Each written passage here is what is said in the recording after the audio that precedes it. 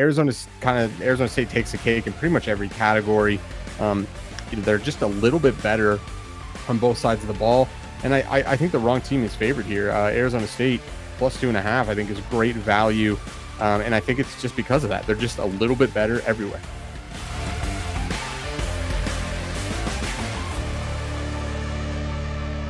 All right, it is that time. Death, taxes, and a weekly CFB show from BTB Analytics. Here we are, boys. Another week coming, another week in the books. Week 4, college football. 3 weeks have already passed. It's insane. I was trying to think, like, how would I sum up this season so far through 3 weeks? Like, do you have a word or a phrase that comes to mind viscerally when you think of the season so far, guys? Either one of you? Overrated teams. Overrated teams. Okay. I thought you were just about to say overrated, like in general. Like, oh dang. No, like a lot of teams that had a lot of hype are not as good as we. Well, not all of us. We definitely called some of them, but sure. Okay. All right. That might be a little foreshadowing. We'll see. We'll see later in the show here. But yeah, 3 weeks in. Or Steve, I don't know if you had something that you thought that comes to mind for you. I'm gonna say I'm appreciative, man. Like we got all the good storylines. We got drama. We've got I love it. I'm just sad it's already week 4. Yeah, no, I feel you. I feel you. Be happy it's here. Don't be sad that it's already going by so fast. But yes, conference play is underway, guys. We're approaching week 4 here. Conference play is underway, so we got a lot of good games to break down. So let's jump into it. Let's start right into some Big 12 play. Why not? Texas Tech going up against Utah. From a market standpoint, guys, this one opened largely at 4, is now sitting pretty much at -3 in favor of Utah now. Obviously, Seth, huge Big 12 implications in this one. Yeah. And if anyone who's been following us from the start or saw our season preview episode as well, we are Texas Tech skeptics, we'll say, at the very least. But in this is the first week where this whole experiment is sort of meeting its real first test. So, Seth, again, based on kind of what these two teams have put on the field through 3 weeks, does Texas Tech pass the test? I have to say I'm a little bit eating my words. I don't know if they fully passed the test, but they definitely have lived up to most of the hype. This will be the first real test, but this offense is much improved than they were last year. They're the 6th best overall passing offense and the 22nd best rushing offense. So they're the real deal. But the other thing is Utah's also on the rise, and both these teams were at the top of the Big 12, and you've already highlighted it. This is going to be really important for the Big 12 standings, and I don't know, this could be a rematch of the Big 12 championship. So lot to offer here. The question for me for this game, our model makes this the raw number -1.5 for Texas Tech. So a little bit of value on that side, not enough for us to take action. And really for me, where I'm, wanting to see, can Texas Tech take this game and how are they going to do it? Question will be, can Texas Tech run the ball? They're right now throwing the ball about 7% more than an average team. And in my opinion, they are going to need to be going after Utah's 53rd ranked rush defense. So to me, is Texas Tech going to be willing to run the ball? Because right now they're a throw first offense. If they are, I think they could have success. Okay. Yes, Steve, further to that point too, Seth mentioned it, the pass game for Tech has been elite. Utah's pass D is nothing to scoff at, though. This is just top 5 pass defense still, right? And they have a pretty blitz heavy man focus kind of scheme. If they can force Morton into some pressured mistakes here, like that's got to be the script for them. Generate pressure, fluster him a little bit, and then ground and pound it to a win. No.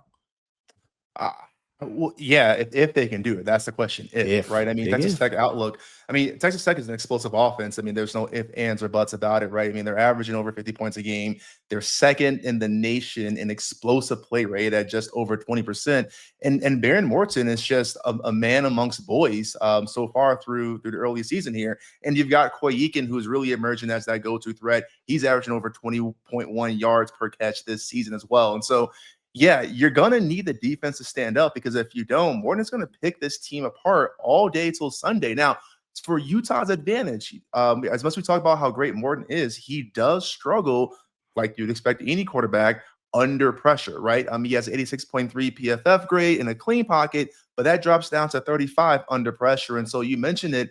Kyle Whittingham and this Utah team, like they will blitz and they blitz very heavily. And you're going to have to get home pretty quickly if you want any sort of chance in this game and stopping down this Texas Tech offense. Now, for the flip side of the ball, Utah's offense, I think, is something we don't talk about as much as we really should. I mean, I think we all know about Utah. We see them as this like ground and pound. They run the ball, and then they do. They have a 60% run rate, and they're very good at it. But Devin Dampier is not getting the credit I think he should. He was my Utah was my off the numbers pick last week because this offense is just absolutely rolling with him at the helm. And for me, this is a battle of the trend of college football, the culture, the philosophy, if you will.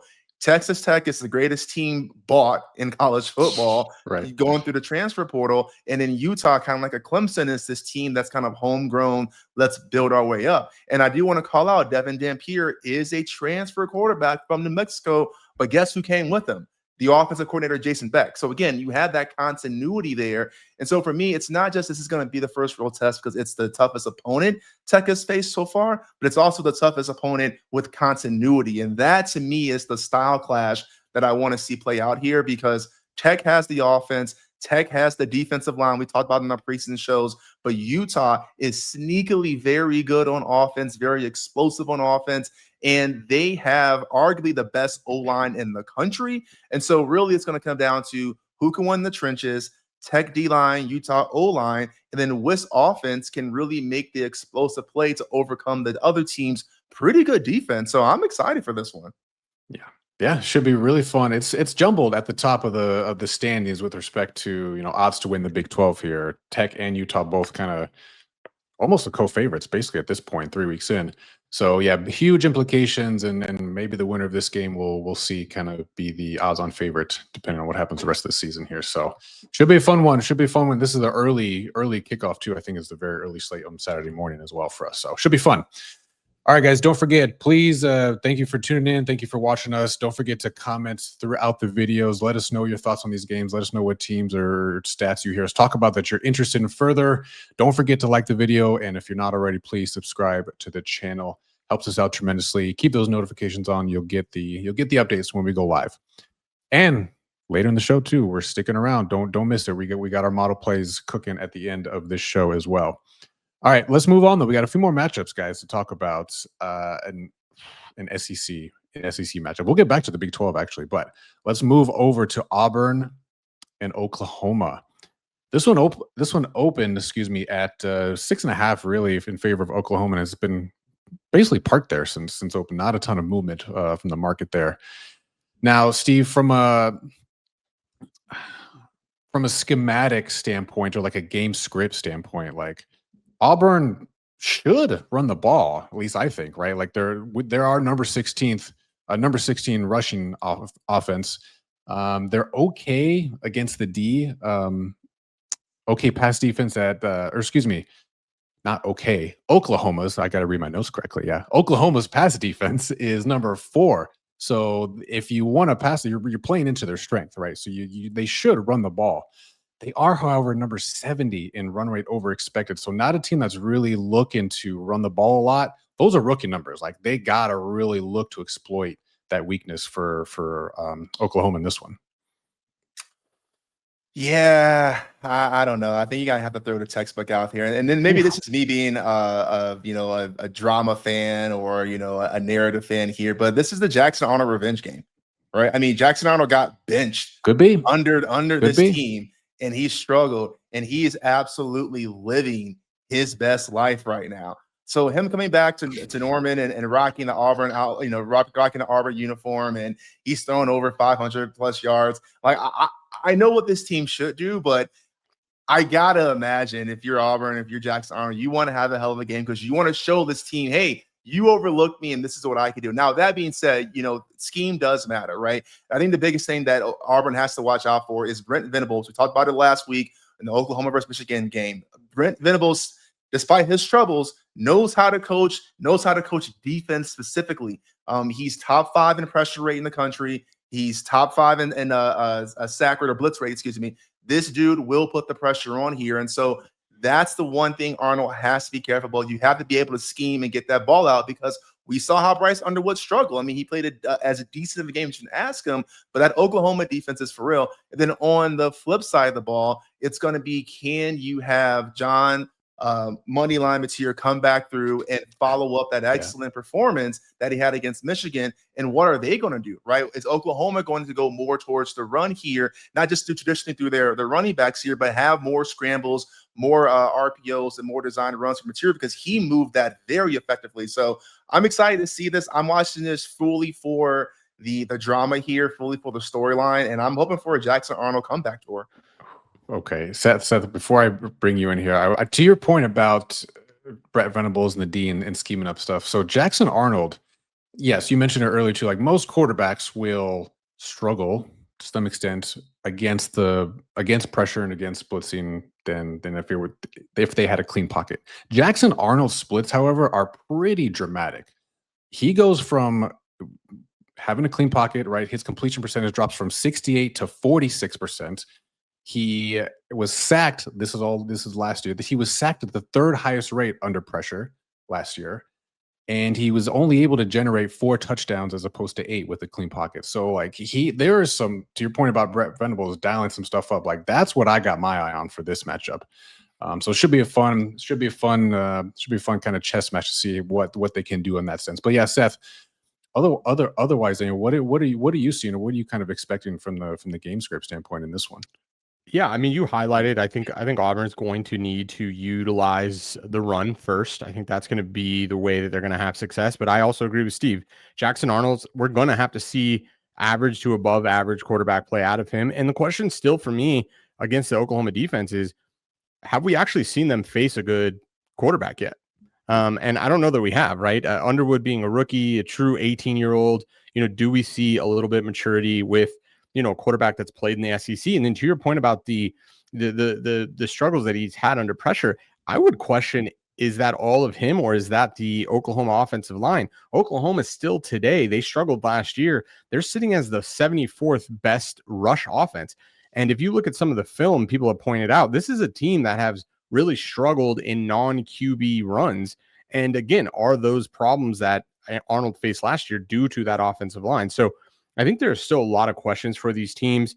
They're very similar on different sides of the ball. Oklahoma is really leaning on their success through the run game. So the question to me is, if Auburn can have success there, can Oklahoma actually run the ball when they need to? That's not through their quarterback. So I think we're going to, I don't know what we're going to get. Model likes this, plus 6.5 Auburn. You can get plus 105. It's too good of a number. Give it to me. It doesn't feel great. I get it. Oklahoma looks like they're on fire, but I would caution, how well has, Oklahoma, done here. They've played Michigan. That's a big win, but Auburn obviously played Baylor. When we look at the strength of schedules, they're pretty similar. Auburn has the 72nd strength of schedule right now, and Oklahoma at 59th. So yes, Oklahoma takes the cake, but not by very much. So for me, give me Auburn 6.5 plus 105. Yeah. Okay. All right. Yeah. Like I said, should be another fun one. Just period, point blank. Nothing. No need to overanalyze it from an entertainment or fan standpoint. So yeah, excited for this one. To another midday matchup. This should be fun. All right, we got 3 more. Let's talk about. We got 3 more games to get to here. So this next one for me is maybe one of the more fascinating ones of the day. Illinois versus Indiana. This opened at -5 roughly in favor of Indiana. It's kind of ticked up towards 6 now, where we are at in the market. Early going, Steve, like, Indiana is again showing really strong offensive efficiency numbers. I thought they were going to take at least somewhat of a step back, kind of come down to earth a little bit. Now, they haven't exactly played world beaters, and that was kind of their issue last year too, when they showed out versus the bad teams and then struggled against good defensive teams. But nonetheless, like 3 weeks in, I've been impressed. Similar though to the Oklahoma and Auburn situation though. So Illinois has one of the nation's highest blitzing and man coverage rates in the nation. And according to our data, using our numbers, they're number 13 in points per echo allowed at 2.5. So if they can generate or limit Indiana's scoring opportunities, keep, breaking news, if they hold them to field goals instead of touchdowns, like, they might be able to win the game. Yeah. But that's one thing I'm looking for here. Indiana finally having a real test against a quote unquote legit defense at this point. Yeah, and I think that's going to have to be the scheme that you do here if you're Illinois. Looking at the quarterback play, we talked about Indiana's Cinderella run last year, and I'll be honest, I was kind of a doubter about this offense going in being led by Fernando Mendoza, and what can they really do? With work leaving out this year, but he's been pretty damn good. Both by the eye test and by the grades here. But one thing that comes out, like you mentioned in here, zone versus man, right, and zone versus man and blitz coverage, right? And so when you look at Mendoza splits, he's great against zone. He has time to pick apart, but against man, especially against blitz pressure, his statistics drop dramatically. And that's what Illinois is absolutely known for. And so I'm going to see how that matchup kind of schemes up, because on the flip end, Indiana is not a pressure heavy or blitz heavy team. And I'm curious to see what that's going to look like, because while for me, Luke Altmaier hasn't looked otherworldly, he has been in a pretty effective runner and a pretty effective dual threat in the RPO. And so if you want to keep Indiana on their toes, you want to keep them balanced, you're going to have to use both here. And so to me, this just seems like it's going to be kind of an ugly classic Big Ten game. I mean, this is one of the teams where Illinois has one of the most efficient, one of the best run games, especially in the inside zone. So can they use that to their bread and butter? Can they use that to wear down this Indiana defense and really keep them in check here? So, my fan of me really wants to see, like a 49 to 45 shootout, but I think it's going to be a relatively low scoring affair here. I was just trying to double check. Yes, the market is over underwise. The market's at 52.5 right now. So respectable. It's actually ticked up. So this open looks like at about circa open at 49.5, but they're doing some weird stuff at open this year. But Pinnacle and Bookmaker opened at 51.5, but really has ticked up probably a couple points since open, either way you slice it. So yeah, I mean, at least early on, market has a slightly different opinion than you on that one, Steve. But yeah, I guess Seth, like, where's your heart and where's the data take you on this one? Yeah, I mean, the data is interesting. I think Indiana still takes the cake, and it's not surprising that they're favored. Our numbers are quite similar. If we ignore the model, we like Indiana a little bit more than the market at -9, but obviously we take the market into our consideration there. You called it out. I think points per equal is quite interesting defensively, where Indiana right now is giving up 5.2, which is 119th in our database, I think, something like that. Whereas, Illinois only giving up 2.5 points per drive. So the question for me is, what's going to go on there? Because that doesn't feel really great, especially when you called out who Indiana has played. And so concerns there. And Illinois obviously has had the harder schedule up until now. So I won't be surprised if Illinois can pull this out, but we've seen this kind of over and over for the last year. Indiana is able to handle business where they have talent numbers that are very equivalent to them, and Illinois very much fits that mold. And it's when they play the blue chip teams that Indiana really can't seem to compete. Yeah. And so I think that's talented teams, if you will. Yeah, the more talented the team, that's when really Indiana seems to struggle. But if they have parity there, they do seem to be able to dominate those teams. So I think that's what the model's picking up here. It's not enough value for us. But yeah, I mean, I think this could be a really good game. I'm really excited for this. And I don't know. I mean, the defenses, have they really, the data we have so far, are they really encompassing against good talent? And I wouldn't be surprised that the offenses do click, but the defenses can't keep up. And we do see some version of a shootout. I wouldn't necessarily be so surprised, because I think both of these teams are engineered to score points. Yeah. Makes sense. Yeah, it should be, shout out producer Eric, it should be a fun environment too, because this is the first time ever, it sounds like, that Indiana is hosting a top 10 team. So they're going to be showing out for that one. So it should be a fun environment. So yeah, big implications, Big Ten. I'm fascinated to see how Indiana shows out in this one. So all right, guys. Yeah, let us know what you think in the comments, please. We got a lot of games talking about. We want to hear from you, what you're thinking, what your mental models are saying, how we can kind of juxtapose that from what our data is saying, and how we're thinking about these edges and angles as well. Don't forget to like the video if you haven't already, and make sure you're subscribed and have those notifications on. You'll get the ping every time we go live, breaking down these games, breaking down our model, breaking down our data. So, all right, we got a couple more to break down though. Two more, actually. Let's head back to the Big 12. Why not? And this one, kind of an open-ended question, but like for ASU and Baylor, that's where we're going here. ASU and Baylor, another Big 12, big implications rather for the Big 12 here. Which team, Seth, like wants to be taken seriously? Is kind of my question in this one. Baylor, had that close win against SMU. Was that 1 or 2 weeks ago? I forget. ASU, kind of the preseason conference darlings, if you will, ranked number 11 or 12, whatever it is. Now all of a sudden they're unranked after that loss to Mississippi State. So they've been hot, they've been cold, and Baylor too. I just can't get a good read on really either of these teams. So what's your assessment here on this one? Because the loser of this one is by all accounts out of it, in my opinion. Really? Yeah, I don't know about that. The Big 12 is wide open, but I can see what you're talking about when we have Utah and Texas Tech as they stand. It feels like it's far away. I mean, obviously Kansas State has fallen from grace, and if you want to, I can definitely get behind. They're out for sure. This is ringing just Baylor SMU 2.0, but I think ASU is just better defensively than SMU, and Baylor, for all intent and purpose, was just begging for SMU to win that game, and SMU was just begging for Baylor to take it from them, and it finally did. They finally did in overtime. But I just don't think that that's what ASU is going to do here. But I do think it's going to be somewhat of a shootout. Baylor has kind of looked unimpressive on defense.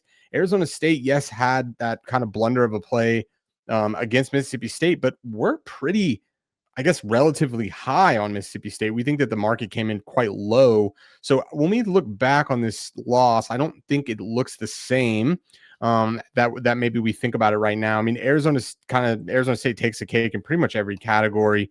They're just a little bit better on both sides of the ball. And I think the wrong team is favored here. Arizona State plus 2.5, I think, is great value. And I think it's just because of that. They're just a little bit better everywhere. All right, Steve. Yeah, you scoffed at me when I said the loser of this team is out of it here. So it's the first game of conference play. Never too early to bury somebody. I mean, Texas Tech or Utah is going to have one loss in conference play, and then so will Baylor and ASU. So I don't know. I think that's kind of crazy for me, but I see what you're saying. I guess for this is going to come down to a couple of things, and we talked about this Baylor offense and Sawyer Robertson. And when this dude is on, he is on, throwing for 440 yards and 4 touchdowns in that absolute lightning of a game against SMU, even though it didn't work out well for us. But the thing that's been Baylor's Achilles heel when we talk about defensively has been the run, and specifically the running quarterback, but just stopping the run in general, right? We talk about how often they play too high. We talk about them not be able to stack the box and getting shredded for it. And for me, if I'm Baylor's defense, I'm concerned with one main player from the receiving end and then trying to figure out the run here. So let me back up for a second. ASU has a glaring weakness on offense, and that's the heavy reliance on wide receiver Jordan Tyson. Now, dude's an absolute stud, but he is by far their only consistent receiving threat whatsoever. ASU, as a team, has 527 receiving yards. Jordan Tyson has 314 of those. Jordan Tyson has more receiving yards by himself than the rest of the team combined. So if you stop Tyson, you stop the passing attack through and through. The problem is, like we just said, Baylor's weakness has been stopping the run here. In ASU, they don't do it a lot in terms of them actually running the ball, and they're running it over expected, but they're pretty damn good at it when they do. And so for me, that's the one thing I'm trying to see what happens in this game here. Can they actually go through and run the ball against Baylor and take advantage of their weakness here? Looking at some of their metrics, they're 14th in rushing grade, They're 7th in yards per carry. They're 4th in missed tackles, and they're 1st in explosive run rate. And so these are all the things that you can take advantage of if you're ASU to beat Baylor, because that's the playbook. It's already been produced for you. That's how you're going to expose this defense. So if they're going to try to force Sam Levitt to be that dude and throw the ball 30, 40 times, I can see how this game could be a toss-up here. But if they say, hey, listen, we're going to have a balanced attack, and honestly, probably leaning more towards run than pass and take advantage of Baylor get them into run stopping coverage, and then beat them over the top. That to me is the key of how ASU can come out of here successfully. But win, lose, or draw, I don't think either team's Big 12 hopes are over just yet. Okay. All right. Yeah. I mean, you might be right. You might be right, but I might be right too. Well, no, we'll see. To your point, Steve, an interesting stat that is like just hones in on what you said. All of the offenses that have played Baylor know this. They are 119th in our database with a 10% run rate over expected on defense, meaning teams are running at them. They are looking at tape. They are seeing they're seeing what you're seeing, and they're saying the way to beat up this team is to run the ball. And to be frank, SMU just kind of ignored that. Like they seem to throw the ball a lot. So I'm with you here. I think it's a clear weakness, and it'll be interesting to see how ASU exploits it.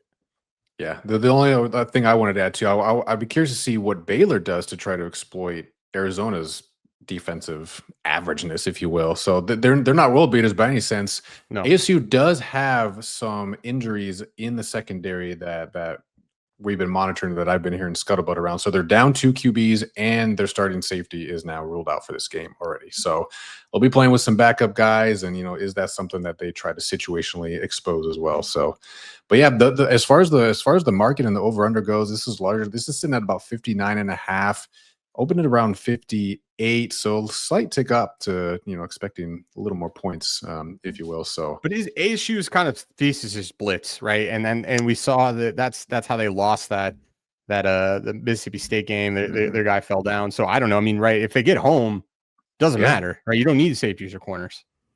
But if you don't, even if you got them, it doesn't really matter, right? The wide receivers are going to be open. So I don't know if those injuries actually play that big of a role. And if you're running the ball so much, I mean, possessions are going to be at a premium.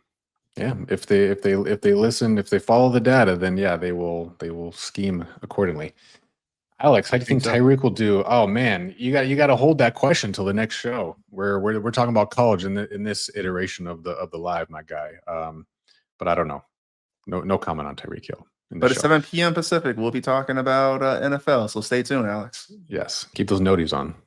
All right, we got one more game to get to. Don't forget, guys. Though at the end of it all, we're going to be talking about our model plays as well. A relatively decent size card again for us this week. We'll talk about what happened last week and give you all the breakdown for the coming week as well. So before we do that, though, let's hit one of our last games here of the weekend slate. Michigan going up against Nebraska. This one's I don't know. I have mixed feelings about this one. So this, from a market standpoint, opened at -1.5 and is now -2.5, largely in favor of Michigan. Matt Rule, for all of us who love trends out there, Matt Rule straight up winless against ranked teams since he's been at Nebraska. 0-6 in his Nebraskan career there. And for Nebraska, like I don't know if there's any other path to success here, Seth, other than they need to just unleash Mahomes Jr. and Dylan Raiola, or get run the hell over by Michigan. Nebraska's D is very elite, but their run D is absolute dog mess. 126 in our database in defensive rush EPA allowed. So if they are going to get behind the chains, if they're going to allow Michigan to run them over, then game, set, match, in my opinion.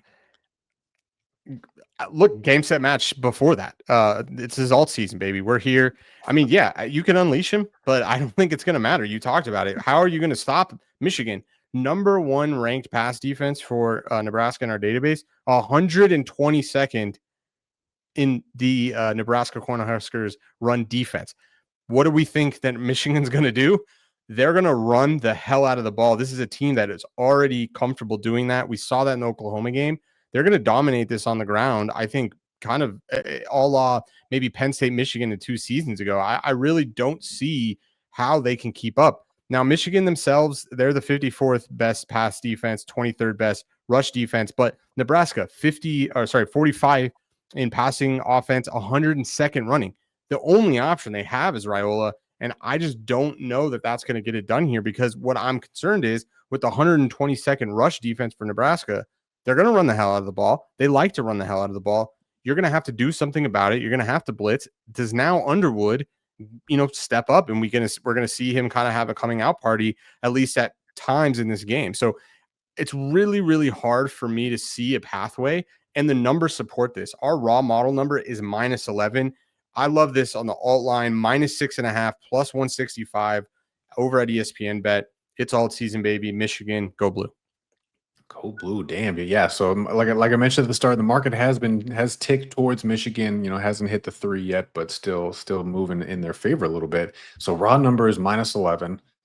So 6.5. Ooh, doggy. This sounds fun. So what was it? What did you get at 6.5, or what's the best number you saw? I didn't shop it too heavily, but 165 at ESPN Bet.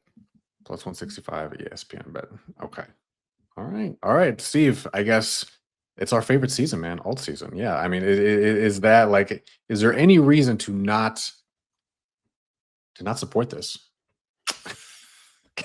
I mean, I'm not going to go crazy, but I mean, if you want a game script or you want a scenario where this wouldn't be all season, I think you're going to have to lean on how good can Nebraska's secondary be. Seth already mentioned they have the #1 pass defensive EPA against the pass in the country. Now, to be fair, a lot of that is because they may have played weaker opponents so far, right? So let's not go too crazy on the stats here, but the only way you do that is by relying on your corners, shutting down Michigan's receivers, and then stacking the box against the run. But we've already seen Nebraska struggle with this in the dual threat quarterbacks, and the running thing is just, it's too good to pass up. I mean, this is the game where you're going to have to get Haynes going in the backfield, and I expect a lot of running plays for Bryce Underwood as well. I mean, it's just the recipe to beat him, right? The only thing I can potentially see is, if you're Nebraska, I mean, you talk about unleashing them, you're going to have to rely on explosives, which is never a good strategy going into a game,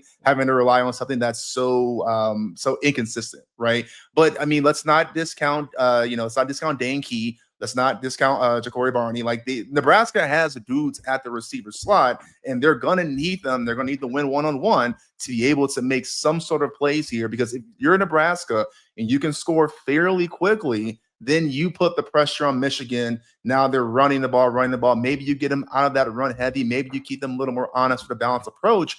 Otherwise, I think this game has the potential to get pretty ugly pretty quickly without it. So we'll see. And you already mentioned, I mean, trends are trends, so they're not. But I think you already said it right. I don't think Nebraska's won a game against Michigan since 2013. They're 0-27 against top 25s. Like, just all the things that you want to hear that don't bode well for Nebraska. But hey, we'll see. Yeah. One question I have, though, is Dylan Raiola's powers directly related to Patrick Mahomes? I mean, we've seen the Chiefs have a down year this year, and is this the time where now Raiola's powers are also fading away? We'll see how much he's willing to commit to the bit. Yeah, if he's going to struggle in this one, then I'm sold. He's just trying to cosplay as Mahomes for the rest of his life. I don't. He can have a good game. I just don't know that they can get in a shootout. Even if he has a good game, is this possible? One of the things that stuck out to me is their echo rate. Their echo rate over expected in our database is 128th. What that means is, even in their Akron and FCS games, what they did against those teams was not remarkable. It was average. Like, an average team would have done what they did. So we're not giving them credit for that. And in fact, our numbers are saying that basically that Cincinnati game, they kind of sucked. So I'm really concerned that Michigan just does whatever they want, however they want. And like you said, this is a compounding problem. If you get run on for 2.5 quarters, all of a sudden those explosives start to explode in your face. And so I don't know if can Raiola have a good enough game to win a shootout. Yeah, no, it's a fair call. Yeah, I guess we'll see. But to your point earlier, like, Michigan, I think, knows what they need to do here. They're 28th in run rate over expected, so they're already in the mindset of wanting to run the ball, and they're aware of this data as well. Like, they're gonna do it until proven that it's not gonna be successful. Agree. So should be. All season, baby. 165. Okay. All right. Everyone loves a good all season. I don't know why. It's also just regular season -2.5. Grab that too. You know what I mean? Like, throw it in the bag. Yeah, and or 1.5 if you were lucky enough to get it when we gave it out. Yeah. Shout out. We'll talk about that in a minute. But okay, yeah, should be a fun one as well as part of the big Saturday slate. A lot of good conference games on the docket this weekend too. So, all right, guys, before we get into the model plays, let's jump over. Let's talk about a little bit of let's get back into our friendly competition mode for a little bit here. So, talking about off the numbers, best picks, best plays of the week from each of us that we give out, and we're going to be tracking it all season long. So right now, top of the leaderboard, you and I, Seth, 2-1. Seth or Steve got in the win column finally, 1-2 after last week's pick. So let's jump in here. Give our picks for off the numbers. Steve, since you got your first W, man, let's why don't you start us off? What are you leading off with this week? Yeah, listen, I don't need the charity. When I come back and beat your ass, I'm talking all the shit. All right. Wait till we get to the NFL show. All right. Yeah, I mean, for me, I'm going with for me, I'm taking a little bit of getting a little cute here. I'm taking Maryland plus 6.5, first half, minus 115 in FanDuel. And here's my logic. Wisconsin looks first half. Wisconsin looks absolutely horrible. And then to be fair, Billy Edwards Jr., starting quarterback, got hurt. They're relying on Danny O'Neal. That's a switch that nobody saw coming, and they're trying to adjust there. But this is a team that had 3 first half points against Miami of Ohio. They did a little bit against Middle Tennessee, but that was really off of turnovers, right? So sudden change. And then we saw what happened. They got shut out against Alabama. Who got dog washed by Florida State. So I'm not sure how much that actually means here. But I'm looking at this team here. They're just a notorious slow starter teams. And this is one of the things where when you look at the box score versus watching a game, you see 2 completely different stories. If you just look at the final score, you're saying, oh, well, actually, Wisconsin's kind of putting up points here and they're doing whatever. But, to their credit, what they do is they just grind these teams down by running the ball over and over.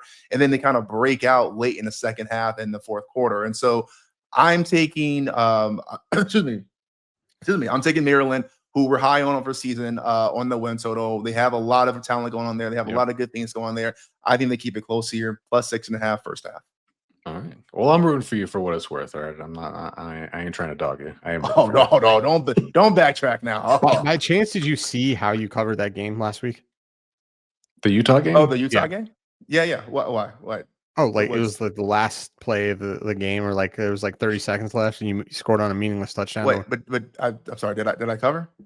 You covered. Yeah, okay, you okay, covered. Okay. All right. Yeah. Win to win. No, but and score one by for the skin of your teeth. Whatever. Hey, still in the win column, baby. Yes, okay. Hey, all good. All right, Seth, what you got next, man? What's your pick? Best play of the week here? It was all season last week with Vandy money line. That was pretty much easy the whole way through. And we're going back to the well. We're going all season again. I gave you my thesis. I talked you through it. Michigan 6.5 minus plus 165, baby. I got to start getting credit for taking this plus money. Well, if you hit 2 in a row, then yes, you will. But but only if I hit 2 in a row. I got what? I hit a plus 170 last week. That counts as one, huh? Well, I guess I took plus money week 1 or week 2, whatever it was. UNLV. Okay. All right. I would say start by putting the odds in the show notes so we can keep track of it. I'm just assuming these are minus once it ends. Might help us. I am going against myself. I do like the Maryland pick though. I'm not gonna lie. I think we're gonna probably take that if we can get a 10.5, 110. I think we agree. I think the model really likes that. Fuck it, give it to me. Let's go. All right, then I'm not. I'm going a little off script here. I'm not using the model as my backbone here. I don't know if Steve you did, but shout out to you. I'm going back to the Auburn and Oklahoma game though. I am taking the under in this play. I like under 48.5. I got that minus 113 over at Bet Rivers.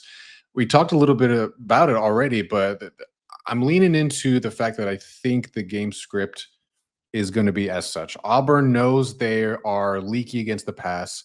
They should run the ball. They should try to attack that relative weakness for Oklahoma. And I'm betting quite literally on Venable's ability to generate the pressure and really fluster Jackson Arnold and get him out of rhythm. So I think Auburn's ability and willingness to run the ball plus Venable's defensive masterclass that is imminent here.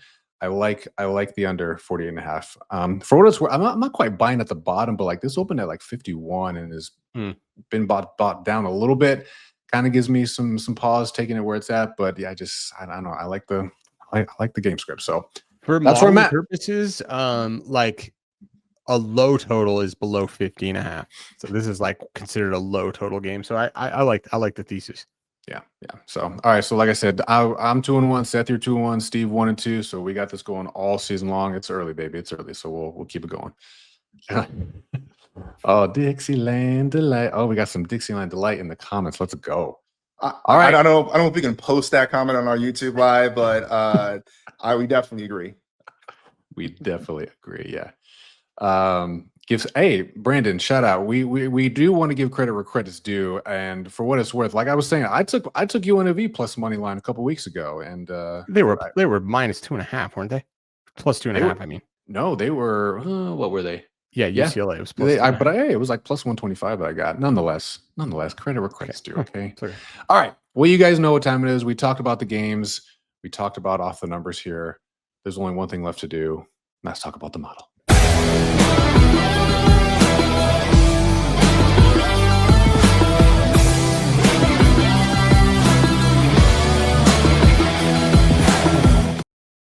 Yes, sirs. All right, you guys know the drill. You do this long enough in this space, you bet recreationally, professionally. Winning weeks will happen, losing weeks will happen. We are unfortunately coming off a losing weekend in college football. We were 12-8 going into it. We are now still technically a winning record at 14-13 overall. But yeah, nonetheless, we're on the wrong side of we'll call it variance this past weekend. But we're back in the saddle, and that's what you absolutely have to do when you have a model, when you have a quantified edge. You find the value, you bet the value, and you move. So that's what we're doing. We're going to keep doing here. So we got a pretty good card again, Seth. So why don't we talked about a couple of them already earlier, but let's roll through the card and see what we got for this week.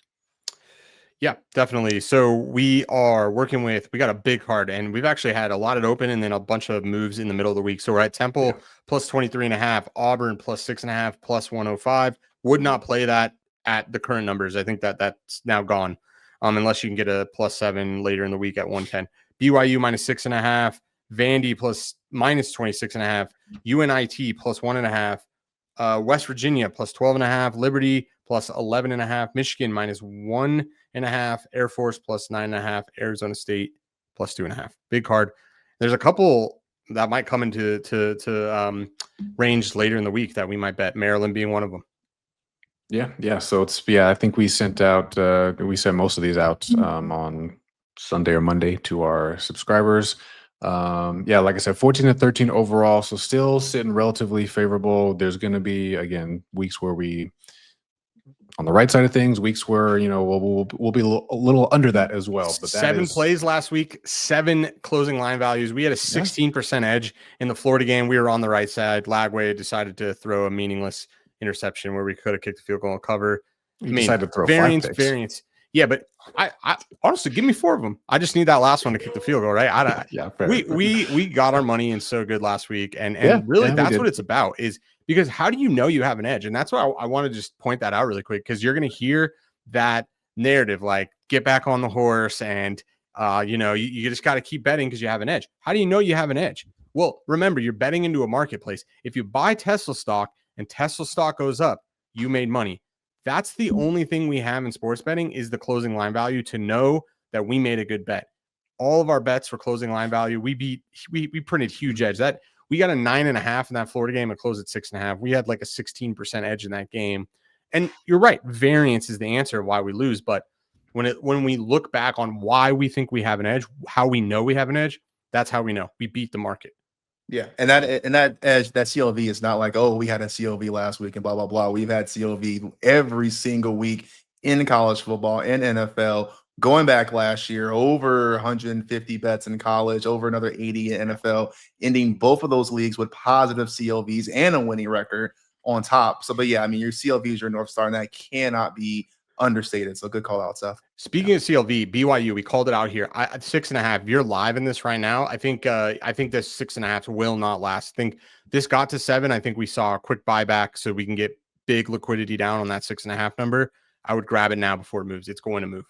Ooh, is that the first live bet of the season? It's not live bet. We already bet it. I bet it. I don't know, maybe yesterday or something like this. But it came back into frame.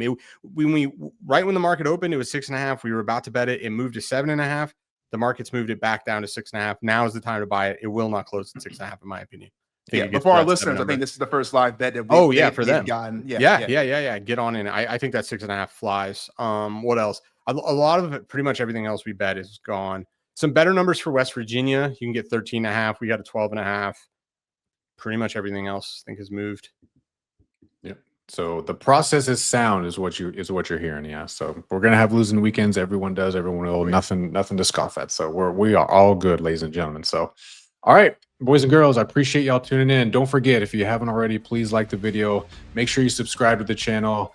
Make sure those notifications are live too, so you'll get the pings, you'll get the updates when we go live, talking about the games, talking about our edges, giving you guys some good takeaways to bring into the weekend that is to come. So that's it, man. That's it. Week 4 is on the deck, boys. So looking forward to this conference, looking forward to the conference play weekend, and yeah, looking forward to a big slate of games for our model. So hoping to be on the right side of that, coming back next week, talking about another winning weekend.